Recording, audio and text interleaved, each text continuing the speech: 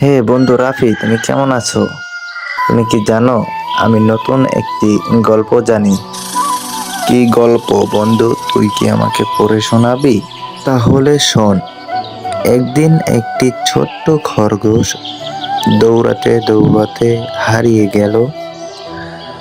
ভয় পেয়ে সে কাঁদতে লাগলো। হঠাৎ একটি দয়ালু কাঠ বিড়ালি তাকে দেখে জিজ্ঞেস করলো, তুমি কাঁদছো কেন? খরগোশ বলল, আমি বাড়ির পথ ভুলে গেছি। কাঠবিড়ালি হেসে বলল, আমি তোমাকে বাড়ি পৌঁছে দেই। বন্ধু, গল্প কি এখানেই শেষ? না রে, আরো আছে তো, শুনবি না ওগুলো? তারা একসঙ্গে খেলার ছলে পথ চলল। কিছুক্ষণ পর খরগোশ তার মায়ের ডাক শুনতে পেল। সে দৌড়ে মায়ের কাছে গেল এবং খুশিতে লাফিয়ে উঠল।